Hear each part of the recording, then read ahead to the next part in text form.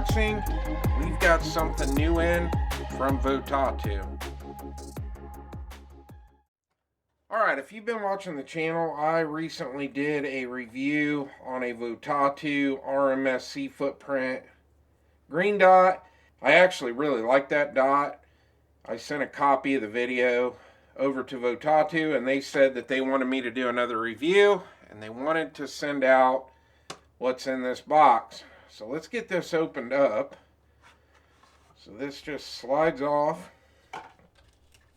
We've got a user manual. We'll get into everything in this manual in a second. And this was something I couldn't find on the website, so let's just cover it now. What we're about to do an unboxing on has a 1-year warranty. Alright, we've got a bunch of hardware here. Looks like we've got some M-lock and a couple Allen wrenches. Here it looks like we have a charging cable. And it is a magnetic cable to USB. And last but not least, we have our light laser combo. Alright, this is the Votatu M6L-G Flashlight laser combo.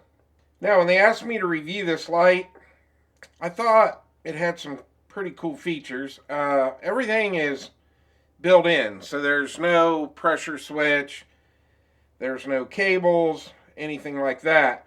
Now the light on this actually has a max output of 2400 lumens. We will take it out after dark in this video and test it out.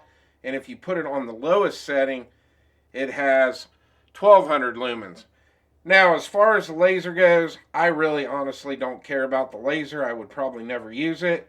But according to the website, the laser has a max distance of 200 meters during the day.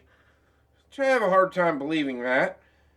And it also says that at night it has a max distance of 2,000 meters with the laser.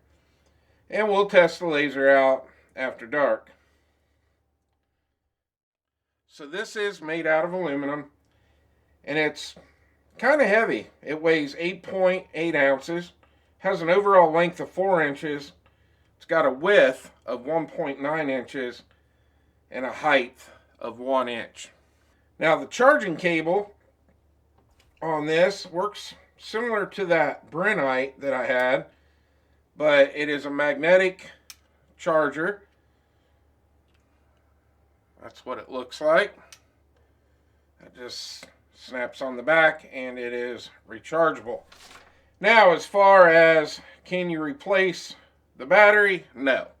This is just going to be one of those lights. You're always going to have to keep it charged because you cannot carry extra batteries for this. Alright, let's get into the controls on this. So here is your touchpad.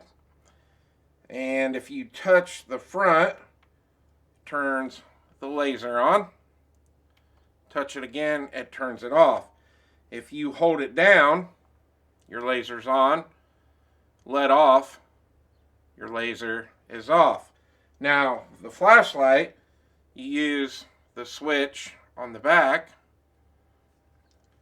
If you hold it down, turns on the light. You let off, it shuts off. So that's your momentary. Now, if you just want to turn it on, leave it on, you just tap it. Tap it again to turn it off. Now, if you want to throw it into that 2400 lumen mode, you're going to do 2 quick taps. And now it's on the brightest setting. Touch it again, it turns off. So if you want the highest output of the 2400 lumens, you're going to have to tap it 2 times fairly quick. And there is your 2400 lumen. Alright, now we're going to get into what kind of makes this pretty cool. So you have the option to mount this to a Picatinny rail, or you can mount it to M-lock. Now if you're going to do the Picatinny rail, you are going to remove your 2 M-lock adapters, and then you have your bolts right here. You loosen those up to tighten that on to the Picatinny rail. Now if you're going to use M-LOK, you're actually going to completely remove this, which is probably what I'm going to do. I'm not quite sure yet. But you do have two options to either mount it to the Picatinny rail right here, or you can mount it to M-LOK. Alright, I had to get a little crafty on this one because I am a wrong-handed shooter. So the way this would be set up for a right-handed shooter, let me position this around. You would probably have this laying on top of your rail. So if you had Picatinny mount here, you could mount it that way, or you could mount it into the M-LOK slots if you have them on top. And you would control your pad with your thumb. But since I'm a lefty, this actually works pretty well.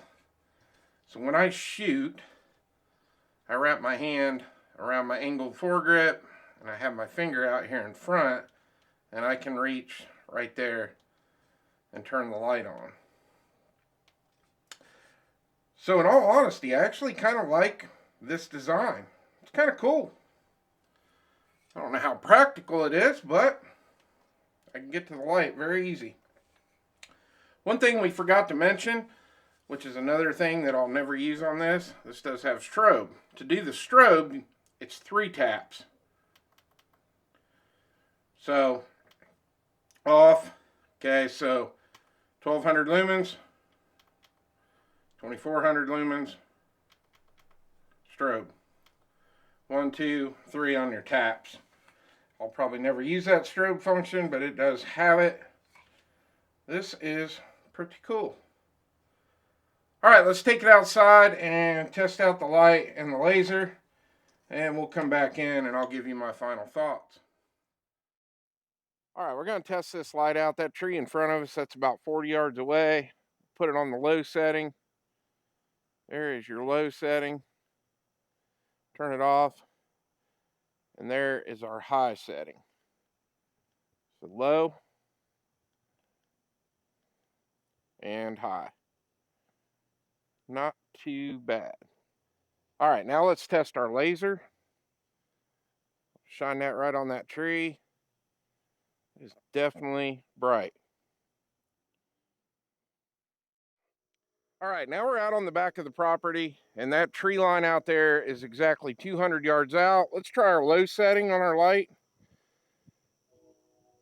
Oh yeah, that lights that up pretty good. Not sure how well you're seeing it on camera. Alright, now let's go to our brightest setting. Yeah, I'm not having any issue at all seeing that tree line. Alright, now let's try our laser, because they said we should have no issues at 200 yards.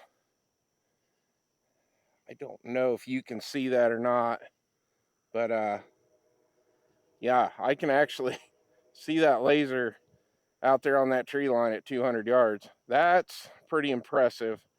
I really hope the camera's picking that up, but that's pretty cool.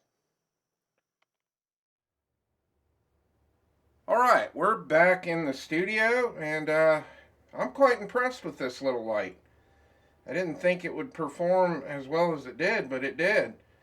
Now, there's a few things I think I forgot to mention. This is IPX6 waterproof, and if you run it completely dead, it does have a 2.5 hour charge time to get it back to full charge, and it does have a max run time of 5 hours, which I would assume would be on the lowest setting.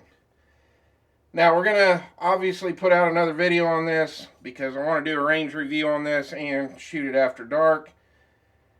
We are going to be testing a trigger out on this gun, and I've got a new bipod, so we'll get quite a few rounds downrange with this light on here. I want to make sure it stays tight, doesn't fall off, and obviously I want to make sure it keeps working. And then at the end of that video we'll get some night shooting in, but so far I'm pretty happy with it. Well, I hope you enjoyed the video. Please like and subscribe, and I'll see you on the next one.